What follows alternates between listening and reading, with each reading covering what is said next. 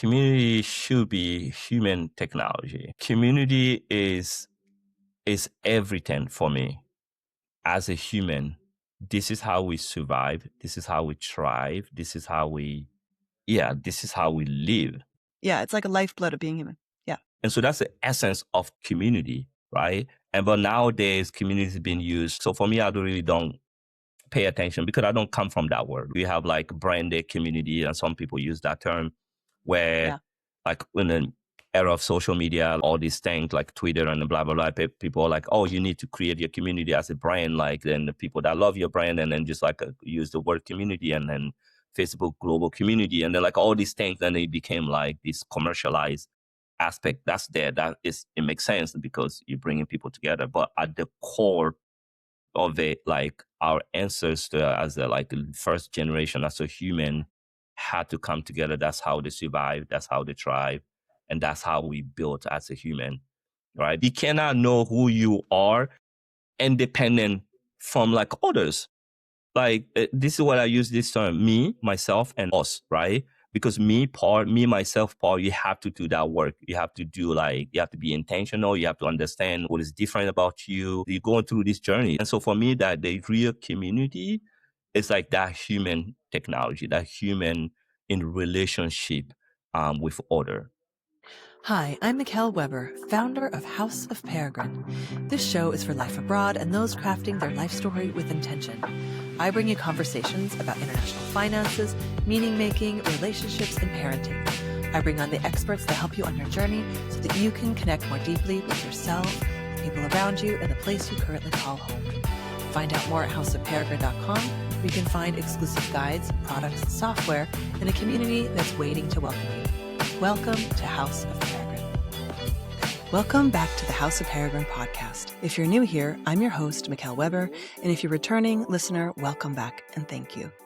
Today we're joined by Kemo Camara, founder and CEO of Omek, an Amsterdam-based community-driven platform for bicultural professionals in the African diaspora. Since 2019, Omek has been helping talented biculturals connect to meaningful opportunities, build careers, and plug into global networks through programs, partnerships, and events with leading brands. Kemo is a respected diaspora expert and community builder, championing the power of identity, cultural fluency, and collaboration in the future of work.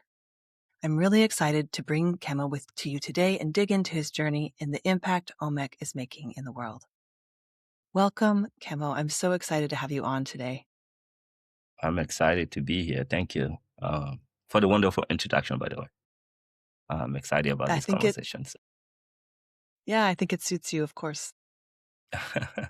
I want to start out by asking you, because you and I met at an event in Amsterdam, and it was actually a really beautiful event that brought together this idea of meaning and home. And I think we connected we were each asked to bring an item.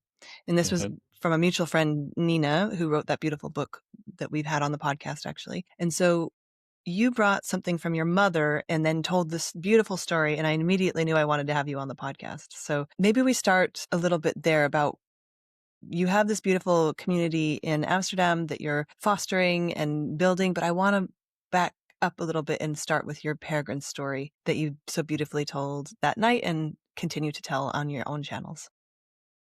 Yeah, absolutely. What a wonderful night it was. I remember Nina's going like, oh my God, you were such a great interviewer. So your session was great, by the way. But yes, where shall we begin? I'm originally from Guinea.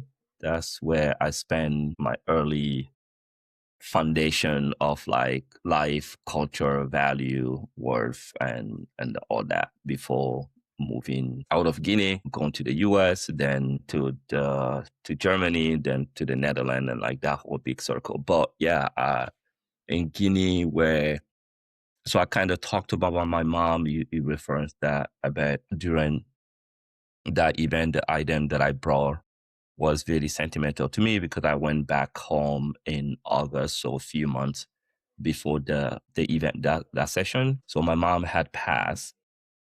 And so I had the chain that has her picture, and I usually wear it. I couldn't find where my kids put it. So I had I couldn't take off the chain and then use it, and so I had the necklace that I also bought during that trip, and so it's associated with that. So when I was sharing that, kind of like brought in the memory and then everything. So it was a bit emotional when I was sharing that, but it was like really real. And so It speaking was of my beautiful. mom, yeah, so speaking of my mom, so basically I grew up in this huge family back home. My mom had 9 kids. So yeah, her and my dad, they had like really 9 kids. That's a big family. But those 9 kids was like the smallest part of the family because like they raised other kids. The kid from their brothers, sisters, uncles, cousin, neighbor, village, and then everybody just kept sending their kid to them to put in school. The kid would go to school from like, you know, elementary to university and then go out, and those who grow up get married and then they were also their own kid and then they'll send it to them. And so our family was always, even though they themselves have 9 kids, but they never had, at least like my whole life, I've never seen the compound having less than like 30 people. To have 30, Wow. 40, sometimes 50 people living in the same compound all the time. All the time. So you call it a compound, like they were just, that was kind of, is that cultural or is that kind of normal to your family, that kind of? Yeah, it's a cultural in terms of the compound. Like a back home, usually if you have a house, you have a main house, and you basically have the big fence around it or like wall. And so you kind of create a compound, and they have like within there like other houses that you build because like back home is very collective society, it's a community. So when you have something, it's not only for yourself. And so your house is not only for yourself, it's like for a whole family. And so that's why usually people build compounds. So you have like, a couple of houses in there, and then you have like your brothers and sisters, like the people that live there. And so like, yeah, it was everywhere that we moved, like we'll always be in the compound. And so that way you're able to like accommodate more people staying there. So we'll have I use this term to describe it as a human technology. So imagine this space where you live in and you have like 40 people at the same time. Out of those 40 people, you have like my mom, my dad, and then you have like uncles, and you have aunties, and then you have like now the kids, and those kids will have like, each generation. And so if I like go on the boy side, so like you have the elders can like be like in their 20s, and then like you have there'll be few of them, and then you have like a group like in there like 18 and then or like and then like teens and then below. So like each group will be there, and then that will be the same for like the ladies side. And in addition to like all these cousins, nieces like being in the compound, which we don't have that term in our language. So there's no cousin or niece. It's like a brothers or sisters. Yeah. So the family kind of grew up that way. And so in that, there's this like hierarchy, like your place within this system. You know your age group, and you have to respect people above you, and then people below you have to respect you. But like you have to, and part of that respect, you have to protect them as well, so you don't abuse because you're older than them, because they have to respect you, that you don't abuse that because there's some other people above you that kind of sees. And then so like there's this protective, like there's this almost like responsibility and then accountability, right? So you're Yeah. responsible, but you're also accountable. And then so like everybody kind of get to learn this idea of in this system, like this idea of responsibility, the idea of accountability. And so like And I there's love this, that you call that a human technology. Like I love that you, yeah, it was totally like a human technology. It worked like this, there's this respect, this support system. And I think that's the most important part. It's almost like you've been one of these 40 people or like 50 people, whatever's the number. You do not waste time focusing on yourself, because that's such a waste of energy. You have 9 other people that are focusing on supporting you, right? And so in return spend your time supporting other people. And so like when you do the math on that, like it just makes sense. Like it's just not me, myself, and I. Like it's me, myself, and us. So you kind of like, learn your responsibility, and then you learn about your culture and all that. So you do that part, individually. Like you have the freedom of like contributing. So there's an individual aspect, but that individual aspect cannot stand by itself, isn't part of the collective. So that's the me, myself, and us. So that's like really that human technology part, like when humans come together and how you support, how do you know your place, and how do you know you're not like, there's not this vacuum where you can do whatever you want and not think about the impact and the repercussion that it could have on other people around you. So I grew Yeah, and up in that. And that's really beautiful because there's power in that. And it's so foreign to how, the next part of your story is that you go to the US. For me, I grew up in the US. That is a foreign concept, except every summer I would go for a week with my entire extended family on my dad's side, and we would make a little compound at a lake. And that was like, those are my best memories as a kid, because you have this, it's freedom, but it's also connection. It's also, I really identify with an identity. Like we kind of came together and made like a little, so it's like, and it was about, 30 people. So it's kind of that same scale. And yeah, that's how I formed my identity of who I am, by seeing the others around me and having elders around. But I think that's pretty rare around the world to live this way. And so I'm wondering, before we move on to the rest of your story, I love how this has shaped you. And I want to know what the upsides of this are, and if there are any downsides that you see to living or growing up this way. yeah, there's absolutely, we're human, we're not perfect. There's always an upside and a downside. I think the upside is like you just have this value. You really, like you were talking about like identity, right? Like it help you understand the value of where you come from. And so basically we have this saying like, to know where you're going, you have to know where you come from. Like, and so I think that's really important. Like a history, like a human, we didn't fall out of the sky.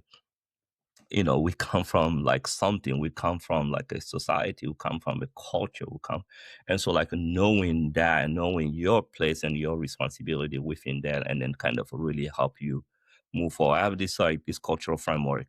So working on articulating it. Basically, like when you're in that compound, like everything that you do, like the way you decide to live together, that's the culture, that's the subculture for that family, right? And then you have a bigger societal culture, like community culture. And then within that culture, you started like understanding what are the things that's important within that group, right? So those become the values of that group, right? The things that's important. And those values influences like the way you see yourself, like how you think like your worth, and then all that. Like those are like shaped from that, right? And that worth, like the way you think about yourself, the way you see yourself, also point to or like influence how you want to make an impact, right? And that impact become the purpose. So like then it's like this whole thing is connected. And so being in that kind of environment shape that, like the culture shape your value that shape your worth, and your worth help like influence your purpose. And then like, and so that's the upside, I would say, to it. Like everything that I do today, everything that I see myself, my values, my worth, like everything come from there, right? And so like it can really, like the upside can like really shape that way. But also that as a human, like I was saying, there can be like a serious downside, because if you have like all these human in one place, right? And if there's no proper guideline, there's no strong people there, fair people, honest people there to guide that system, it becomes a mess. And usually in the West, I think people talk about this a lot, where like, oh man, when you go into a family reunion or Thanksgiving, and then like it's just in the movie, and it's a very mainstream, like they associate with the fight and the argument. And then just like, even if it's not true, but the movie had made it that like it's kind of associated and this fight. And then like, oh my God, you're going to a Thanksgiving with your family thing, then it's gonna be like uncles and then, but like you kind of build that. But for us, like that was not the case. And you come in there and you know your responsibility, and then you're also accountable for something. And so like you need to have a people to guide that in the right direction. There's energy that people have in the right direction. And if you don't have that, it will be a total mess. Like we won't talk about human technology, we'll talk about human something else. And so for me, I would say it was like really a privilege. I'm like really aware of that. It was a privilege to have that kind of family, and that like the whole DNA of like these things working, this system working, is because of like this beautiful human being that I was talking about last time. My mom, yeah, she was like, she was the architect. She was the human behind that. Like, and then yeah, for me, I can feel how her whole life, much like literally her yeah. whole life. Yeah. I can Yeah, feel so. how much you like revere her and love her. That's so beautiful, and saw the Yeah, impact she had on others. yeah. That is what I want to ask you. So what is that energy? Because from where I have experienced some community, religion, and also the way we're brought up in the US is like this type of system is like ripe with corruption or taking advantage of things or being extracted from or extractive. And so this is a really hard question, so you don't have to answer it. But like, what do you think that energy or those morals, or what is the mindset of getting that sort of collective system to thrive for all the members? Man, it's like such a, yeah, good. Let's go there.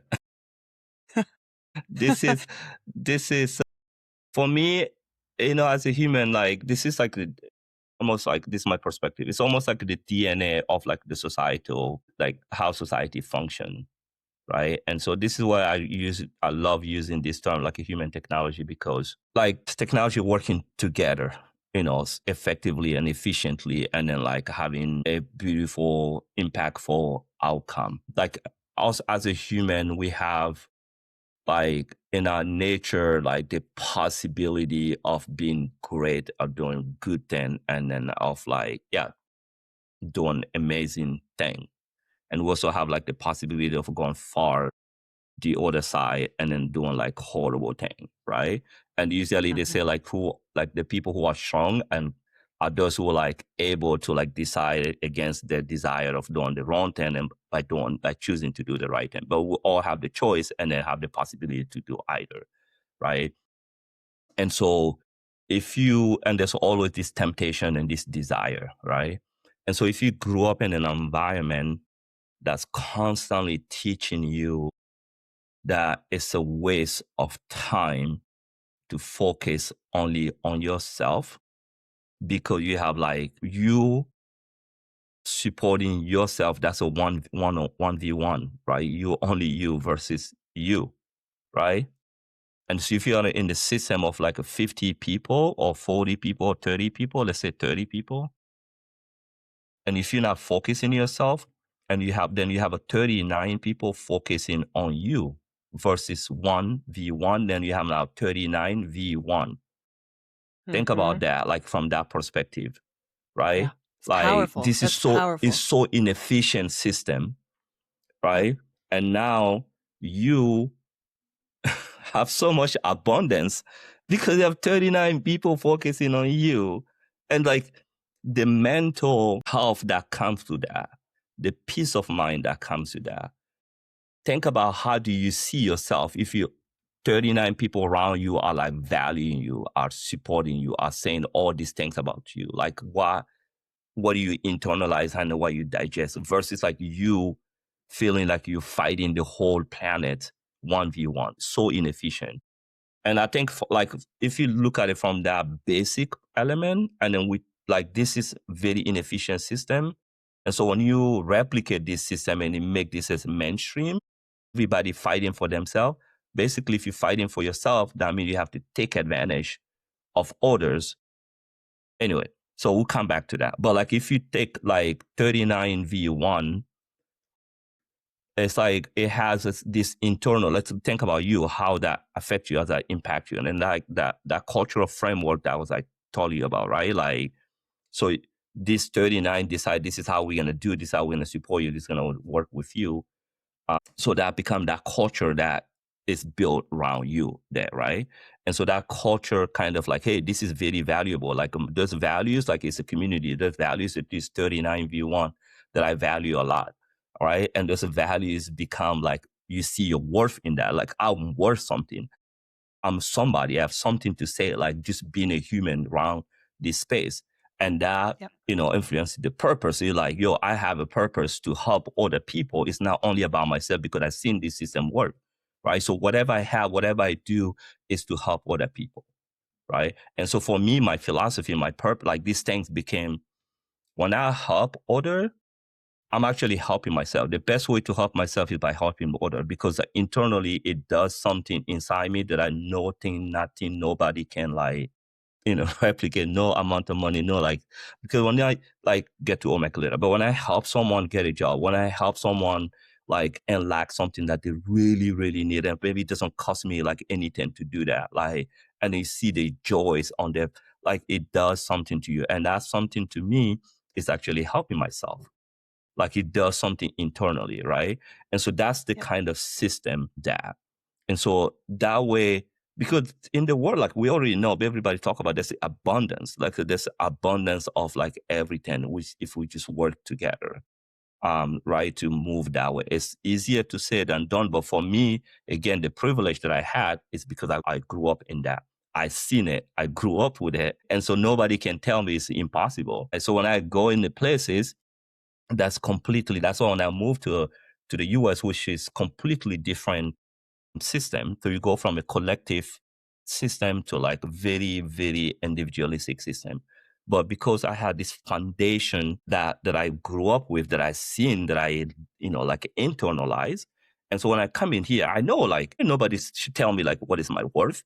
Like nobody's gonna tell me like, who I am, my identity, like all that stuff. Like, Yeah. but that's really There's hard to 39 have. other people there's 39 other Exactly. mirrors that have shown me Exactly. who I And then I am. have the Yeah. system to build those 39 or 100 other people or 1,000 other people because I have the skill. I have the skill to build in that community. There's incredible value in that as well, like you said, for yourself, but it's almost like exponential at that point if you have that mindset. It's not existential because people do better in groups of, like less than 50 or 100, but then that it's generative. Generative is my favorite word. It's not generous, it's generative. Yes, absolutely. Absolutely. And so for me, yes, to get back to your question, and I think that's the most effective. And then humans have always, human species, we are created to be together. That's why, like this Yeah. individualistic thing just happened yesterday. If you look at like in the human history, like we've been on this planet for like how long?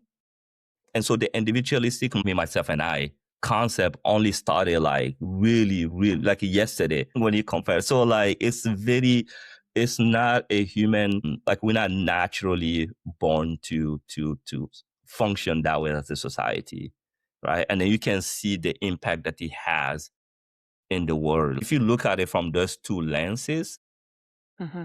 the system that's really like the extractive system that we have, like colonial system, like all these bad thing that happen, basically you can trace it back to this 101, me, myself, and I, right? That 101 can be as an individual.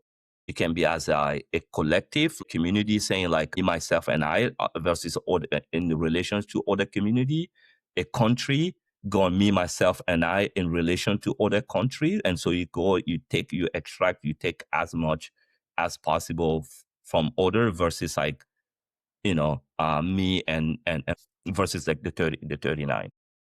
Yeah, absolutely. And I mean, that's playing out right now with the US, obviously, and in other places. And it's just like you said, it doesn't make any sense at all. But and it's very damaging. And that brings us to the next part of your story. When we spoke earlier, you continued your education. You moved from where you grew up and your beautiful compound to the US to go to university. And so tell me tell me a little bit your reasons for that? Because I loved how you put it before. And also, it was also part of it was to protect your own community. So I love your story of this. So maybe we can move on to that next part. Yeah. So basically, the idea for moving to the US was I had this, I put in this linear concept of this linear thinking, right? That I'm going to go to the US. But before even the linear thinking, like when I was growing up, this was only hindsight. Like before I didn't have I just knew I had the feeling, but I didn't have that when I connected. I was really interested for me to like, how do you move a country from a point A to a point B? I was really like very curious and sometimes frustrated, a lot of the time frustrated, actually. You have some countries calling themselves developed country, and you have countries they call so-called underdeveloped or like whatever, developing country or poor country, all these terms that I wasn't we were not in the room when it was invented or whatever. And so how did that happen? Why did that happen? So how do you move a country from a point A to point B? And so young that time, I was like, man, I associated that phenomenon of like where you have an IMF, you have a World Bank always coming and you hear on TV like, oh, we're giving this country this much money and we're doing this. I'm like, yo, I want to be sitting at that table and then like learn like what is happening. And so my thing was, I'm going to go to the US. I'm going to go to the best school and then learn exactly from where they're learning from, and then go to the best company and get the best work experience. And then one day I come back and they sit at the table. And then when they come back and then we went to the same school, we had a similar, experience and all that stuff. So you can't tell me anything. So that was my linear thinking. And so that way I can learn, okay.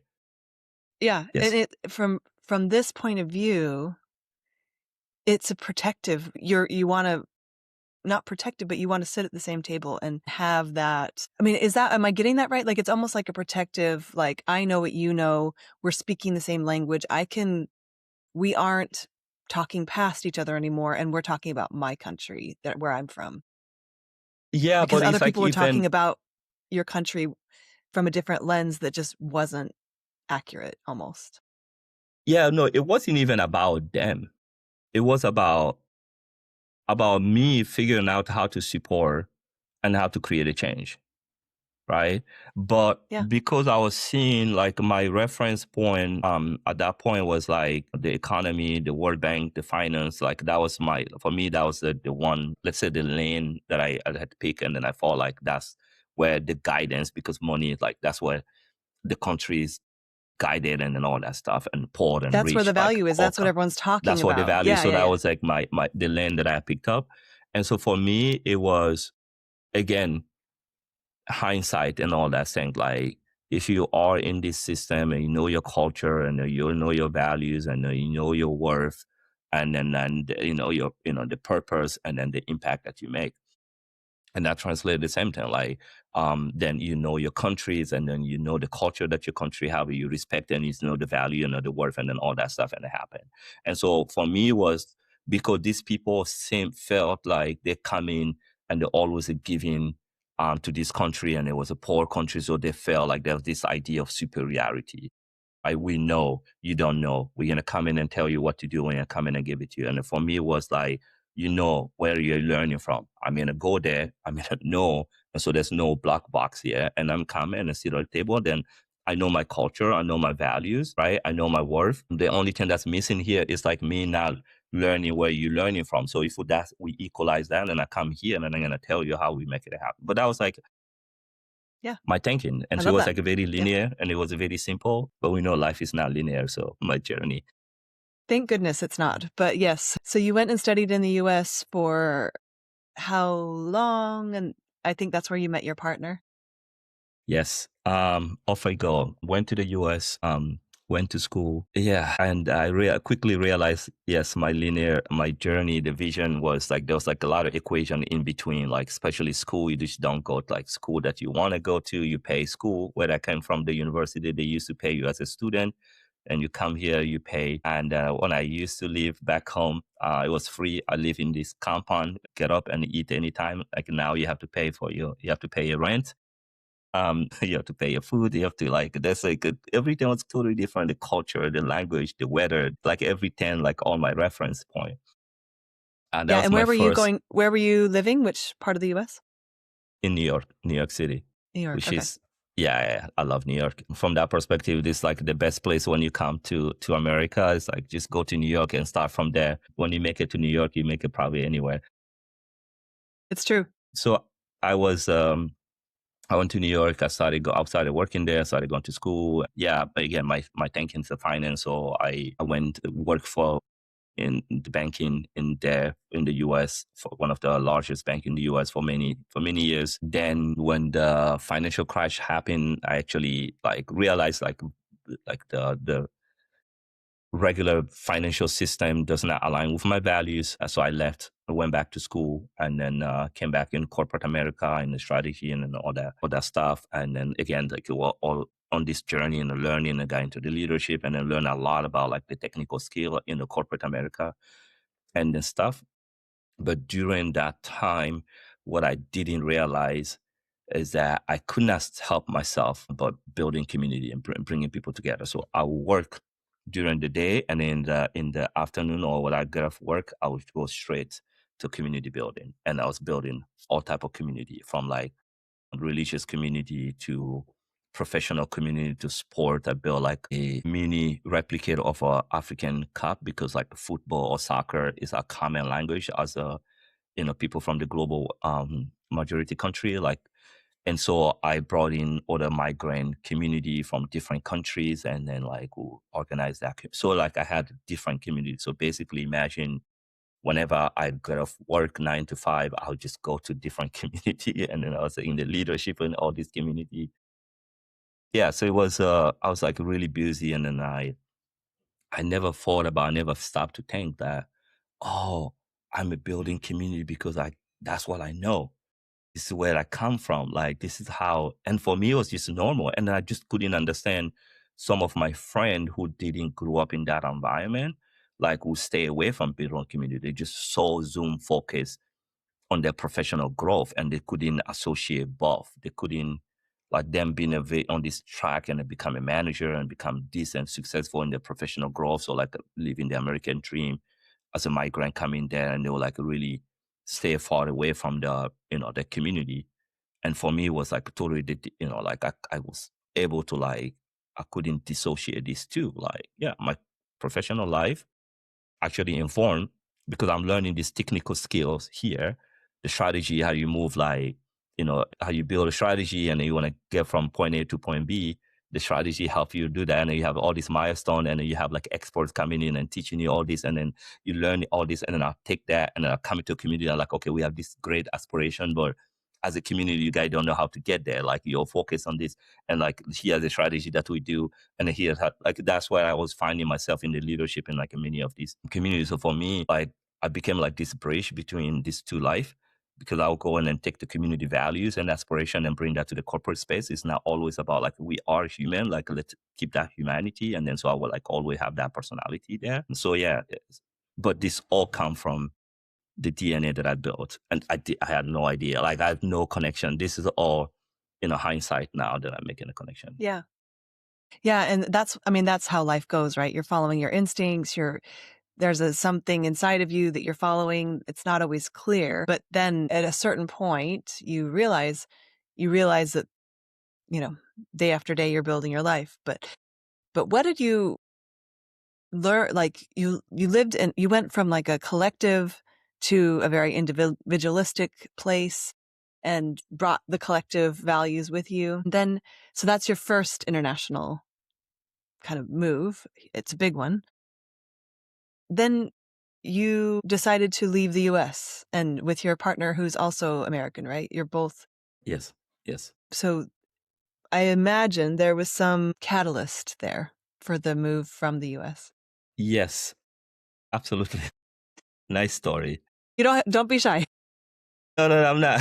I'm just reflecting to that because so basically Me coming to the US and again, the linear thinking, the dream. And then, it wasn't linear journey, but like I had, all the tools and resources that I had to rule my slave, and then like, went to school, and then despite all the challenges, and then now I'm working at the bank and I understand the banking system and realize that's not what I want, but I kind of learned everything that I needed to learn there. Went into corporate and then like learning like the strategy again, like if you have a goal and then you set the goal and then you have like how basically the strategy. This is all again the same journey, how you move, you know, people from a point A to point B, and you move the company or the goal and then the thing, the vision, and then the community was like the micro representation or sample of like a country or like bigger, right? And so I've been community building, I've been like bridging. So still on my journey, like the thinking that I came in. And so at some point I was like really comfortable what I was doing and where I was, because I was working in a corporate space that I really was like enjoying, the values align, and I felt comfortable there. And all this community that I was building, it was just like, this is what I love doing. I love helping people. So I was just a bit comfortable. And I met my wife there living in Minnesota. Amazing, extremely talented, smart, lovely, and everything. At some point, she was like, "Yo, we got to get out of the U.S. I need to take a break from the U.S. We need to go somewhere. Let's do like just something." And then she always wanted to. So she also come from this background where her parents like just travel, and then like so she has this understanding of it. And so that's what I was laughing at, because it was like, oof, I'm comfortable, I'm good. It's like, yes. What do you mean? Yeah, so we are like in that period of time, like deciding where should we go. It doesn't matter if we go back to Guinea, spend some time there, and whatever, we just figure it out. And we were like, So if I just want to, this is a moment that happens a lot in couples, so I just want to capture it for a second. So if I get this straight, you were kind of happy, content, even like living, comfortable. And so your partner comes to you, your wife, and says she's not. She wants to take a break. And so that's a big moment. That's a big moment that can make or break a couple, actually. Absolutely. Yeah. Absolutely. And especially, let me add another layer to that one as well. So at the end of the day, I'm still an immigrant. Like I moved to the US with this vision, this dream, coming from Africa. And so I have this, I'm like, oh man, my career is going in the right direction. I'm making an impact, like, and I use the word comfortable intentionally, because comfort can become like your worst enemy. Yeah, and trap. I didn't. Yeah, exactly. And so I was like literally comfortable at that time. Life is great. I got my American dream, girl. Like, what are you talking about? But I also could see like it made sense. And we actually, like in my head all the time, like, yo, I mean, you want me to quit my job, quit everything that I'm doing here and then pack my stuff and then go somewhere again as an immigrant? Like what? So I had all these things in my head as an extra layer to it. So like it become, and then even that, like, we'll make a joke about this. Like I was like, well, if I go somewhere, like what my parents were gonna say, like what these people, like what are you doing? Like, dude, like, And so we were on that period of time. So I was procrastinating, right? And so I was like really procrastinating. But luckily, this global company came like all of a sudden out of nowhere and then reached out to her and be like, yo, do you want to come in and work for us in Germany? And she showed me the email and it's like, oh, I think like this, and it's probably like people phishing and it's not a real email. I'm like, what is the worst case going to happen? Right? They're not going to steal they're going to give you the job, or they're going to say like, no, you're not going to get the job. Like, and so like we replied. So she replied to the email. One thing led to another. 2 weeks later, she flew to Germany and did the interview, and then this happened. And so I had to be like, okay, I have to quit. I have to like leave everything and then let's go and then support her. And it was. You don't have to do that, but that's a big choice you made. It's a pivotal moment. Do I have to, or do I? Because that breaks couples sometimes. And yeah, it does. It does. If I had said no, values, it would just like if I say no, it would have just like, I think I'm glad we never even, we had the conversation. I'm like, what if I say no, but you never say no? So like, why are we even talking about that? No, like I think it does a lot of couples, especially if you're now comfortable with that. But for me, moving, I didn't tell you this about part of the story, but like I've always moved. Like my dad, my parents, my dad worked for the government. So every 3 years, they would transfer him to a different region in the country. And so growing up, this nomadic life was a normal part of us, like growing up. Yeah. So I think So my memories. the whole compound moved every 3 years. Yes. The whole compound moved. Yes. Wow. Yes. So like think about like, especially if you're younger, and then when the compound is moving, it's like this big festive moment leading to that, or you're going to a different country and then your dad is being like probably promoted in his job, and then you're going there, and then so like moving, like it would be like everybody in the big bus, or like it's just like it was very festive, like in our mind. And so we did that at least 3 to 5 times. And so I'm used to that. Like moving doesn't scare me. And as long as everything aligned, and it just in this move, everything aligned, and it's like, yo, I'm gonna go there and figure it out, and then put it together. We'll make it happen. And so we came in there like a very, like as an expat, which was like a really great condition, requirement that we all met. And it's like, it made sense. Quit, pack our stuff, and then came in, and I'm glad we made that decision. I'm so glad. I'm so glad I got out of that comfort. Omek wouldn't happen. Yeah. I wouldn't be who I am today if I was stay in that comfort zone. Yeah. And so that was your first experience moving as kind of, you kind of moved as a student from Africa to the US, and then moved kind of, so you've done both, kind of like you've done the immigrant story and the expat story, which I really love because they're totally different experiences. And yes. Yeah, privilege. I mean, it's just, it's just a okay. huge Let me difference. Just give a quick insight there. It's totally different. Yeah. So I come in the US, in my head, I'm coming here. I have like a clear vision. I have this energy, I have this drive. I don't care what people think about me. I know I'm coming like with nothing, right? Like I don't have the knowledge, don't have the language. I'm like coming. So you come in as a student. So like you now social status, you know your place. And so you just put your head down and you learn. So that's a very classic, student or migrant story, coming there as an immigrant, right? And now I work, build a social capital. I have a status now. Like I work professionally and socially. You have this, and now I'm moving as an expat, right? And so that mindset is totally different from this young guy that came in the 20s, and so now I'm coming here with some like expectation, entitlement. Like all these things that you're coming in this totally new space, like coming from US to Germany, it's like totally, again, the mindset, the way like the things work is completely different. And now it's like, and so that can be really like, especially that sense of entitlement. Like, hey, I'm not coming here as an immigrant, right? I have a social status.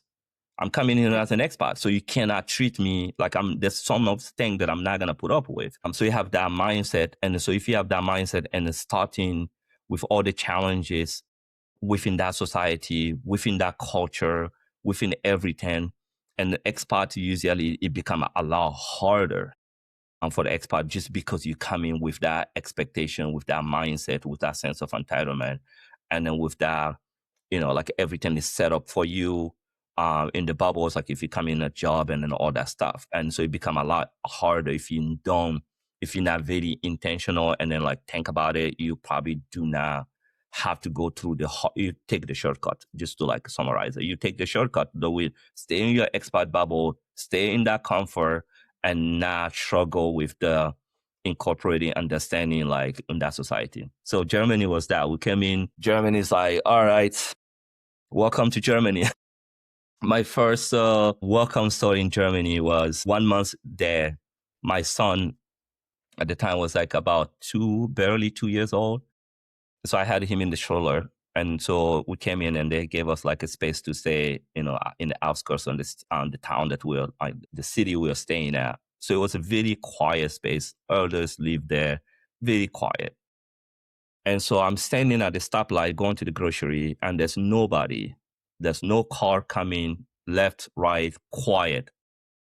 And I'm standing at the stoplight with this older lady. this grandma. I look, nothing, and I just walk. It's a red light. I just walk. I'm coming from, like, I spent one time in New York. Like, what do you, this is what do you do? Only tourists, like, stand at the stop in this red light there. So I crossed the light with this kid in the stroller. So I'm basically endangering my this innocent, like, that's what is going on inside her head. And then I'm breaking the rule. You don't break a rule in Germany.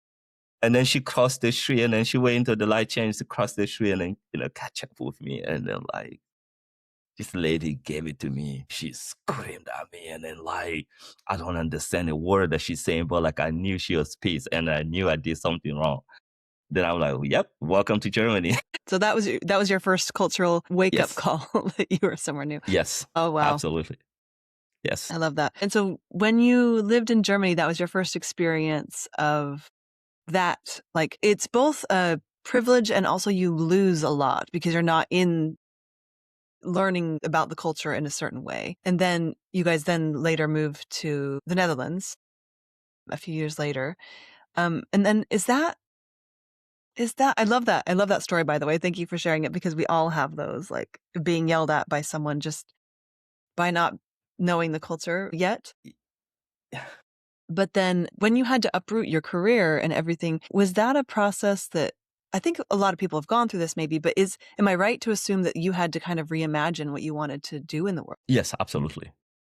Yeah, absolutely. Okay. And I think maybe because, like, a lot of in the audience, like, a lot of people like expat or like moving around and stuff like that probably relate to this. But I think it's so important when you making this decision that you do it collectively, and then with your partner, obviously. And it does help because, like, if your partner is the one that's getting, the opportunity, and then you have to, like, stop everything and then go there with them. Like, a lot of the time, like, especially if you go to that new culture and the new space, things don't work out the way you want to. And there's, like, all this, like, I did this for you, it can, like, really shake the things that you're doing. And so that's why, like, really being together. And so I'm glad, I'm like really grateful with my partner, we had this conversation, and it wasn't that was not a problem. And especially, like, we came in there and I had like, this is our plan, this is our strategy, this is what I'm gonna do, this is what you're gonna do, and it's what figure out. And then so let's go. And so it was never like, oh. And then also being there because of my community building skill, it was so easy for me to build, like, a new community. I built, like, a huge community in the US, right? And then coming there, it's just like the building. So I was able to build my community there. And so that kind of shielded me from, like, feeling lonely and lost and then all that stuff, because that's what I love doing. And at the same time, I had this vision, and this is what I want to do. I found this program, like a master in development and economics and international study. I'm like, great. This is a missing piece of the puzzle that I'm in the US. I did community building, so small sample of, like, a collective, like, country strategy, finance, like, all these things, like, professionally. And then so I have this, and now, like, development and economics and international study was like this taking that on the macro level. And so I signed up for that master program, and then in that master program, also by the end of the program, I kind of, like, this really led to, like, what Omek is today, or the genesis of Omek. So I just realized there's this huge need of building this space for this young generation of that I call the bicultural, which we'll talk about later, for them to become future transformational leader. And I saw this need and I saw this drive, and I'm like, I'm going to go. And then so that basically not reshape, but it kind of became, like, refine my linear thinking that I came to the US in the first place, right? Learning how you move country from a point A to a point B. Because in development and economics, I got quickly disappointed or disillusioned about, like, the whole theory that they're teaching in development and economics and then all that stuff. And so I'm like, okay, I still want to learn how you move people from a point A or point B to a point B. And that was basically redefining what development. I mean, development basically the fancy title, moving away, stripped away. Like, development is nothing like improving people's living standard, because humans live in the country. So if you improve their human, like, living standard, and then I was like, wait, this diaspora, this bicultural within the diaspora being people living outside the country or space. Yeah. And so this diaspora, like young people that I'm talking to, can be a like impactful source of making that happen.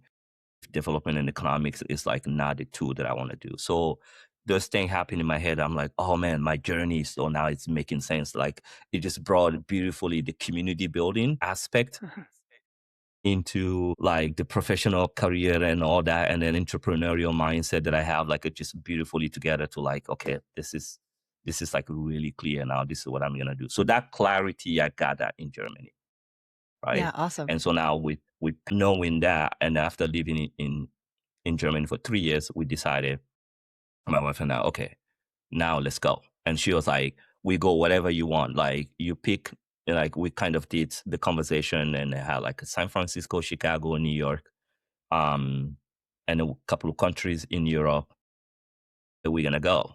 And then to go build this new journey. So this time she was like, yo, let's go. Whatever you want to go, we make it happen. That's Amsterdam, amazing. yeah, So it's like Amsterdam your became the turn. place. Yes. Wow. She was like, this is your turn. If you want to get a corporate job in China, let's go. If you want, I'm like, no, let's go build these things. And then we packed it and came again I love that. in Amsterdam, this time, not as an immigrant, not as an expat. And like we both quit our job now and we come into Amsterdam as an entrepreneur. So like this is a different layer of moving now with 2 kids, no jobs, with a dream to come and build something that's going to change the world. That's the 3 things that we had coming to Amsterdam. No community, no nobody. Yeah, that's a lot. So let's get into it. I think that's incredible because the fact that you two both can get around a vision and support and just do it, I feel like that's rare. And it's something my partner and I, people call us crazy because we know what we want and we leap. And so that's rare. And it's only happens if both of you can do it. And so that's beautiful that you have that. And that's a lot actually to have that and strong visions and the ability to make it happen. So you knew what you wanted to build, just not where. And when you came to Amsterdam, that was kind of the place that you started to build. And so knowing all the DNA that went into what you're building, tell us how you started creating and what you've created now in the community you're building. Yeah, absolutely. So basically, like I was mentioning earlier, through my program, my Master in Development and Economics program, I decided to like actually write my thesis because, like when I got disillusioned with what I was learning and what I was going to use the development and economics as like that missing piece of the puzzle, and it kind of flipped it by learning more about the diaspora. And so like for those who don't know, like diaspora is a group of people that live outside the country of origin or the continent of origin or like the historical place. And so it kind of the words started with the Jewish diaspora, with like all the move that they did, right, in their history. And then so it's called the Jewish diaspora because they were like moving and longing to go back to that space. And then it got like evolved as it goes to like, the Armenian diaspora, the Black diaspora through slavery and so on and so forth. And now all the way to the contemporary diaspora. So like any immigrant or migrant, people living outside the continent or outside the country. So the African diaspora will be like people like myself living outside the continent and living in the West or like anywhere else, but in Africa. It's the word we use for peregrine. We use peregrine. Exactly. The technical term for it, the more correct term is probably diaspora. Yeah. So diaspora is like the foundation of like people like us, Expat, Peregrine, and then like all that. Like that's really the OG terms. And so I started focusing, understanding the power of the diaspora. And so there's been a lot of research about this. The Jewish diaspora being the original one, and then you have like the the Chinese diaspora doing a huge, phenomenal work in terms of like involving, impacting the transformation that happened in China. You look at the Indian diaspora, did an amazing job, right? The Irish diaspora, like huge Irish community that's been for generation in the US and like now going back and like gone to the origin and then creating this, and then like there's a lot of amazing thought leader in the Irish diaspora, and how do you tap into that diaspora to positively impact the country of origin. And so it's like started applying that to the African diaspora. And then within that study, I started focusing on the younger generation that was born and raised in the West. And then what are the mindset, what are they looking for? And so I call them the bicultural, meaning basically they live between, more than two culture, like the culture of heritage, but also like the culture what they were born in, and then navigating that. And then so like the energy that they have there. And so I kind of like, it's part of my thesis that I wrote on the diaspora as part of my program, like really became like, oh, this is what I need to do. This younger generation, these bicultural generation have a different energy about them that's different from the parent or the previous generation. Today, they're standing on the shoulder of giants that moved the way, like paved the path for them to be where they are today. And they have this drive to move the thing forward. And so for me, I wanted to use Omek to build a space and then build a safe space, intentional space where they can come in and connect with each other. And then once they connect, they see each other, they start empowering each other, and supporting each other, and they start learning like we're not alone in this space. Provide them tools and resources and access and information and the support system to basically harness that privilege of being a bicultural that they have and harness that into a transformational leader. So basically that way we have a future leaders that are not like the leader that we have today. And so that was like the vision of Omek. And so we pack our stuff to come to Amsterdam to build this. Right. Wow. And so that's where the Amsterdam journey came in. So we get to Amsterdam and then we have to start from scratch. But luckily for me, because I have this community building skill, right? And now I have refined it. Like from back home, it was just organic. I didn't do it. I just saw it and saw it and I saw it. My parents do it and do it and do it. And it was like building in me as part of my DNA. I go to the US, I started trying it and I started doing it. Now we think, no, unconsciously doing it, like just doing it because that's what I love doing. And then I came to Germany, did it there just as a mode of surviving, like, right? And I know how to do this, I'm going to do it. And then now it was very intentional. Now it had to be a business. Now it had to like be attached. Like now all the pieces of the puzzle are coming together. And so I have to like every experience that I have and I have to put them together, community building, like strategy, and then like expertise and entrepreneurship, like all this coming together to build this because we're creating future transformational leaders here. And then we actually contributing and making the society a better place. So I have a purpose now to make the world a better place and how I can contribute in my own small way. So that's how Omek started. So we can. Yeah. And it's beautiful, but you and I have talked about this a little bit before, and I've been trying to come together with my own ideas about community, because community, and we talked a little bit about this before, but also it can't be is community a product or a technology or both? I think community is a technology. I'm coming from there as a human technology. Mm-hmm. Community should be human technology. Community is everything for me as a human. This is how we survive. This is how we thrive. This is how we, this is how we live. It's like the lifeblood of being a human. Yeah, it's like the lifeblood of being a human. Yeah, being human. And so that's the essence of technology, of community, right? But nowadays, community is being used. So for me, I don't pay attention because I don't come from that word. Like community, like we have like branded community, and some people use that term where like in the era of social media, like all these things like Twitter and blah, blah, blah, people are like, oh, you need to create your community as a brand. Like then the people that love your brand and then just like use the word community and then Facebook global community. And then like all these things, then it became like this commercialized aspect that's there. It makes sense because you're bringing people together. But at the core of it, like our ancestors as the first generation as a human had to come together. That's how they survived. That's how they thrive. And that's how we built as a human, right? Because and that's how we know ourselves too. That's how we know ourselves. Like you cannot know who you are independent from like others. Like this is what I use this term, me, myself, and I mean us, right? Because me, myself, Paul, you have to do that work. You have to do you have to be intentional. You have to understand what is different about you. Like, you're going through this journey. It's like a baby born, like you don't differentiate yourself with your mom. And then I get some, as you grew up and you kind of, oh, that's my mom, that's me. And so like you do that part, but that cannot be dissociated from the collective that you, right? And so there's that part. And so for me, that the real community is like that human technology, that human in relationship with other, right? And so like I think who uses and that's the this term, technology Brené, part, right? It's creating a human. Like you're creating a human.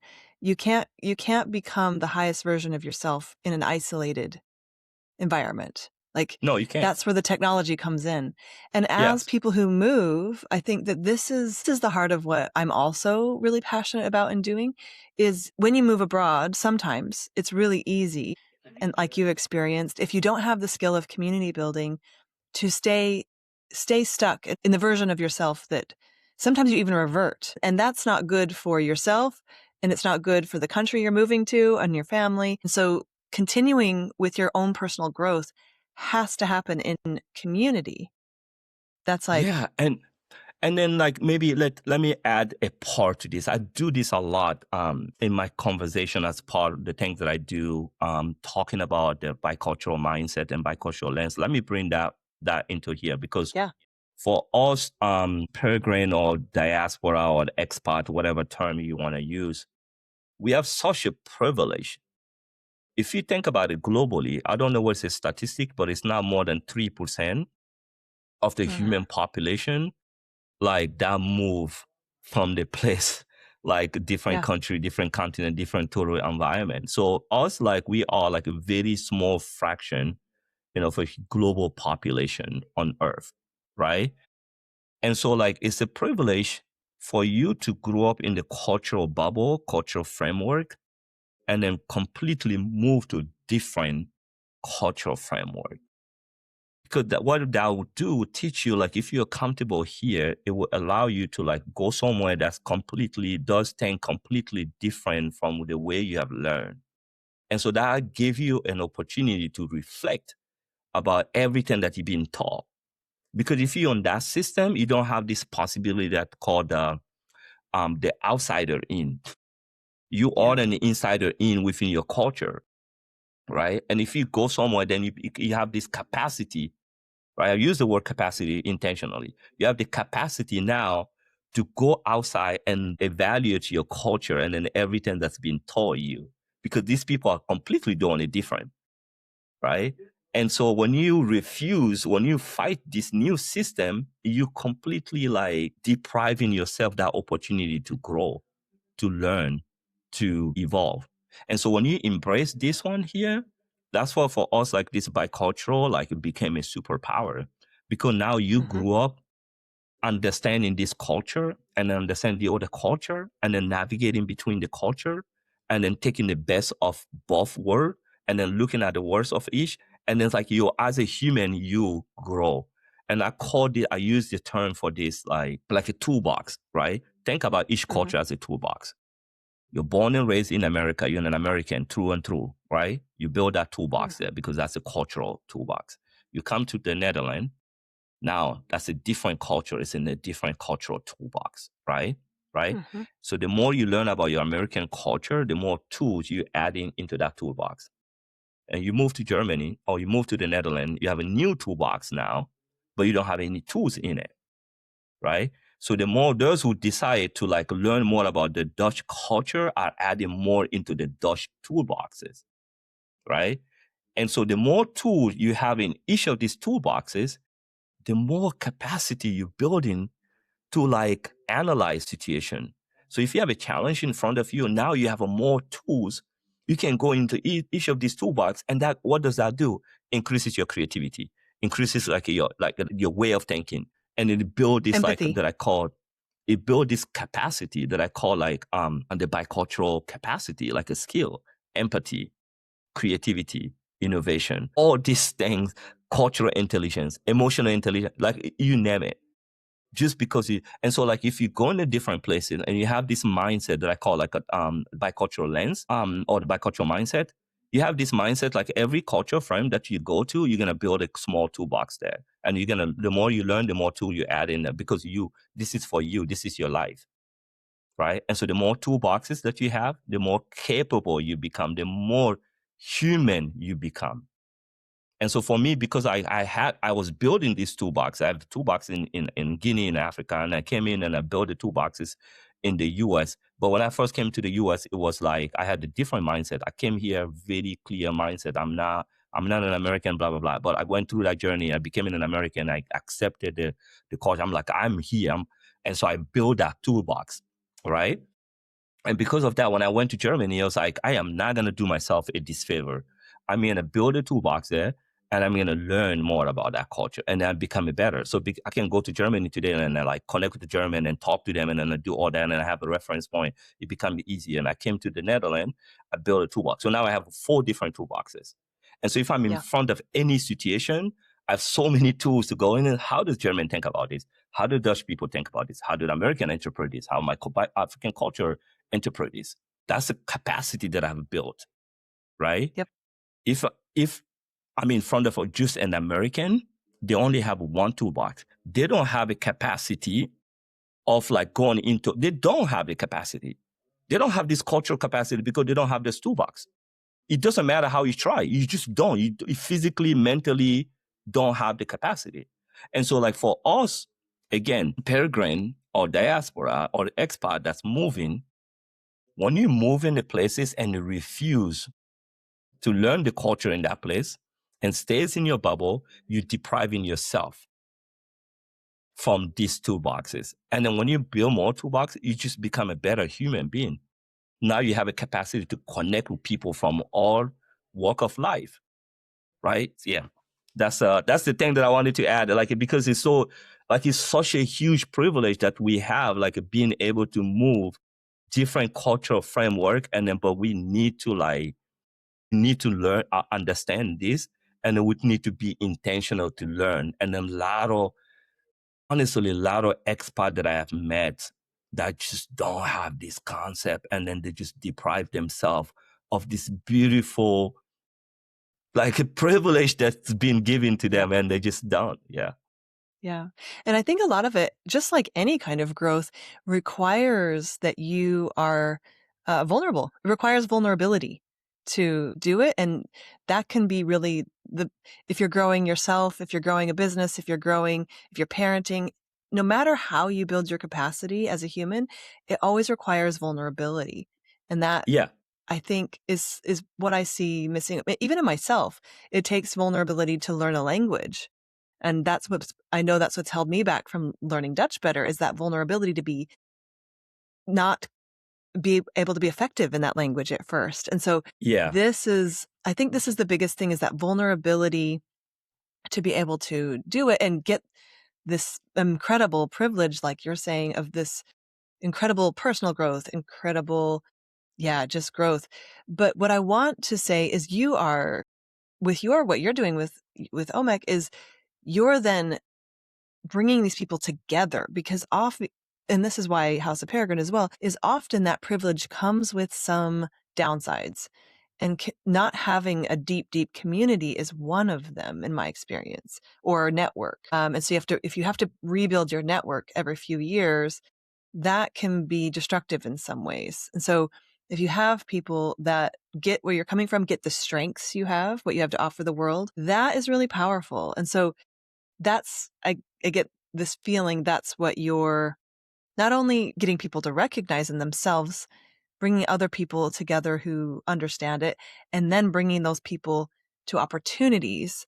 So companies, organizations, and getting them into a system. So then, like you said, these leaders can change the world. That's an incredible bridge, as you said. I think that's a theme. You're a bridge. Do I have that? Yeah, no, you absolutely have it right. And then just to add to that point, it can, like, I love using the word privilege and all that, but it can also be like a disadvantage. It can be seen like, if you don't know how to use it, right? Because you just like lose that sense of like, man, I don't belong here. I don't belong anywhere, right? Like, if you live here, for instance, as an American expat living in the Netherlands for 10 years or whatever, you go back, you just don't see US the same way, like when you're growing up there, like, because you just, like, it doesn't matter how much you felt like involved here or not involved, whatever is that journey, but because you've been living here, and that's happening everywhere, right? And so you have this sense of like, oh, I'm not very rooted in the US, but like here I'm not. I don't speak the language. There's so many things that I am like, I'm still like very much an American when I live here. And when I go there and I see some traits like, oh man, I am not very much. And so like you can be in that limbo and very like, and I think a lot of people in that space. And for me, like with Omek and this bicultural, like with the bicultures actually can be even worse because they were born in an environment that's not like the parent brought them there and they grew up there and they see this is what I know. I'm a Dutch. I was born and raised here. My parents moved here, right? But they also say that I'm an American, but I don't know anything. I didn't live in them, so I don't have like the reference point that they do have. And so it's like even in a bigger magnitude for them, right? That's my kids and your kids, I think. Exactly. That's all of our kids, right? And so for me, what I do with the bicultural is to like bring them in the space and then like, so find other, like the community aspect, to find like you're not alone in this space. There's so many other bicultural out there and then exactly in the same lived experience. Unique to them, but collectively the same. And so that's the first thing. Like that's why the community is important. And then I always you say start like that you have more in common with those people. It doesn't matter if you have different passports. You have more in common with someone who's had this, like you said, this very small group of people. You have most in common with them usually. Doesn't matter if your country, and that's what I've seen with my kids. Way more in common with them than you have with your parent. Yeah, like true. That's so true. You speak the same language with them, like this language of a shared experience and shared values and shared vision. And so that's why when you bring them together, like that's what like really the DNA of Omek, like having these people in the same room, irrespective of where they are. It's whether it's a bicultural of Asian descent, bicultural of European descent, or bicultural of African descent. We have this unique experience. Like, so you bring people together and they start sharing, like, oh my God, this is my people. Oh my God, you're telling, like you really sharing my life right now. And I don't even need to speak. I feel understood in this space. That's the first thing. And then you kind of we create this awareness to like, you know what?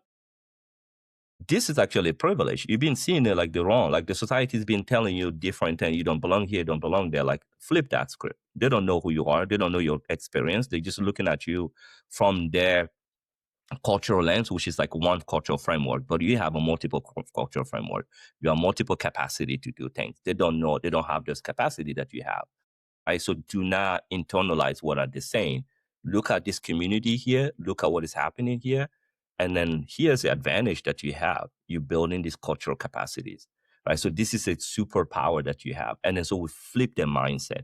And now they're not walking the society and seen as a disadvantage. They're actually seen as an advantage. And so when you change that mindset and create that awareness, and the third part that we do is to like, hey, actually here are the skills that you actually have. And here's the muscle that you can build. Here are the cultural intelligence. What does that mean? What does that come with? Emotional intelligence. What does that mean? How does it can professionally advance, like creativity, problem solving, all this, and we kind of give them all these tools to say like, and this is how we, like, so once you know all these nouns, so once you're aware of it, and two, you actually know, like you exercise these muscles that's built there. And now three is like, okay, now you have all these, like you are Superman or like whatever. You have a responsibility now to contribute to the society, the value creation of the society. And so that's where the leadership part come in. And so that's where we kind of design Omek around. So these are the pillar, the foundation. So like these young people come in sometimes like very lost, like man, I'm an African descent born here in the Netherlands. They don't accept me. Like I have this very salient feature of being black or female or whatever, right? And then so like people are looking at me and then you completely flip that. Yo, you have something that the people don't have. Stop. Like if you don't know who you are, people will always tend to tell you who you're supposed to be. So learn who you are, learn about who you are, learn about your superpower. And now you can go outside, not internalize what they're saying. So like we change the mindset. I changed like they're coming from like in this disadvantage to very advantage space. And then if in the career space, corporate, and we work with like a lot of corporate and then like telling them, these are your future workforce. These are your future consumer. All of our kids are bicultural. Bicultural is the fastest growing segment in the world Yep. population and from the professional perspective. Yep. Almost half of the Gen Z in the US are bicultural. And then that's a similar across like other places. So like you were Wow. saying, your kid, my kid, most of our kids are bicultural. So Yep. this is and their mindset is so different. So I tell companies, like, if you don't understand this right now, you're going to be left behind. And so corporate come to me now, and I can get in people the job and then the career, and then like with this leadership and this mindset. So this is how like, the system, how Omek is working. Yeah. And you said something really important that I've actually used with my own kids. They'll say, everyone's looking at me. And that's a bad, like, I don't like that. And I'm like, of course, everyone's looking at you. You are different. And you're bringing something. So turn it from everyone's looking to me to everyone's looking at me. Of course they are. Not because I'm great, better, but I'm different. That's And you a have to strength in this learn. case. It is a strength, but we have to teach them like that is a strength and why it's a strength and how it is a strength and how. And it's a privilege. And it's like such a privilege. And so people who are looking at you, they only can look at you from that lens that they have. Just doesn't, like, again, I come back to the word capacity. They don't have the capacity to look at you differently, right? And so when you know that, when we can equip our kid to know that, it's not like they mad at them. Like, they can't be mad at them or they can't pity them. Like, you're not like better than them or anything. Like, you're now actually building in you the capacity to understand where they come from, and then to like see yourself and then know yourself and then see how you react with that. Yep. And I love that third part, that then you bring it back to your community, because we know that immigrant kids or expat kids, someone who's grew up somewhere, they really do want to positively contribute to the place they grew up. And bringing that mindset in of what the place has given you is something that's unique to someone who has bicultural. And so that energy, I love that you're harnessing that energy, because people in general do have the innate want to contribute positively, especially if they think a place has been good to them.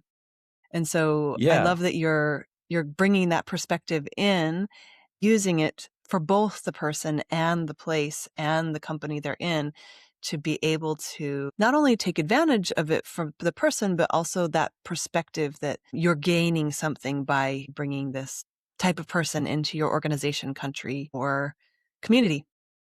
It's just a beautiful... Thank you. Absolutely. And just to add to that, I think for me,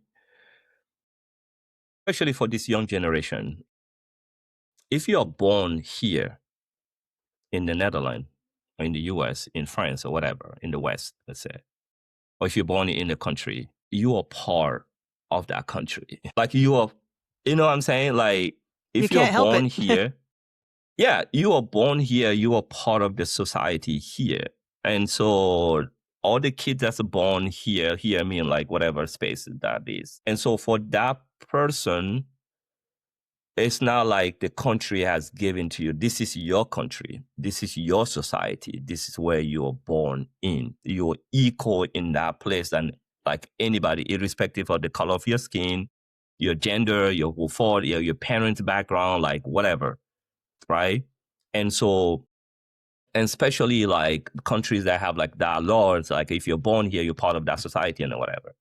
And so like, you're not even looking at it from like, oh, this country's been good to me, right? It's looking at, I'm a part of the fabric of this society and I've contributed to the value creation of this society. And that's my responsibility, like anybody else. And now the society may look at you because of the system was built, like looking at you differently. And then you actually have a different capacity to bring here. And so that means that capacity gives you the ability to like bring different solution, different way of thinking. You have the ability to have this outsider in perspective and look at the society that you live in, that's your society, and judge it with what is good and what is bad. Because you are not an insider in, you have the outsider in perspective. And you can say like, hey guys, what are we doing here? This is not like, there's a better way to do it, like here. And then so you can figure out how do you bring that better way to do it. And so for me, this is how we're teaching our bicultural, like this mindset, having you part of this society. And so when you make the society a better place, you're changing it for all of us that live in. And so you have a responsibility to do that because you have this capacity that other people in the society don't have. So that means you have the responsibility to build something and bring different version of solution to the table. Now, would the mainstream and everything, would that solution be accepted? No. Would there be values? No, that's on them. That's not on you. Like, figure out how you make it happen. And so, like, that's where we work on this for us. Yeah, that's beautiful. And not only that, you can't create it with one cultural background. Like, you actually can't create the same way that people who, like, it's beautiful. And it's also just like, you are who you are. You build from that place of who you are. And if that's bicultural, you build things differently. And I think that that's... You build it differently. Yeah. And you already have, that's some of your bicultural superpower anyway. Like, you are built differently, so you build things differently. That's it. Yeah. It's beautiful. It's beautiful. And it's a message we hear often, but not from always I think this sense of responsibility and leadership that you're bringing, I think, is really beautiful. So I love it. Thank you. Thank you. We've gone over a little bit on time. Thank you so much for spending the extra time, because everything you're saying is so resonant and with what we're building at House of Peregrine and what you're building at Omek. I think it's just a beautiful journey you've had, and it's bringing about some really, like I said, generative is a really big word for me. It's like the most beautiful way to build, and I think you're really embodying that in like the highest way. So I love that we got to have this conversation, and I love that hopefully we'll get to work together a little bit with our communities, but we'll save that for another time. But yeah, beautiful stuff. Is there anything, I know you're building Omek here in Amsterdam, and that network will extend around the world. Is there anything else you want to tell us about what you're building before we start to wrap up? No, I think Omek is my thing. Yeah, that's the only thing like I'm focusing on building right now. There's like a lot of other dreams, but the goal is to like contribute in the society in our own way, and then so I'm glad that Omek gave me the privilege to do that. So yeah. Awesome. Yeah. How can people get involved in what you're doing? Yes. How can they find you? So myomek.com, that's the website. So you can go there and learn everything about our community. It's open. It's a bicultural of African descent, but it's actually open to all biculturals.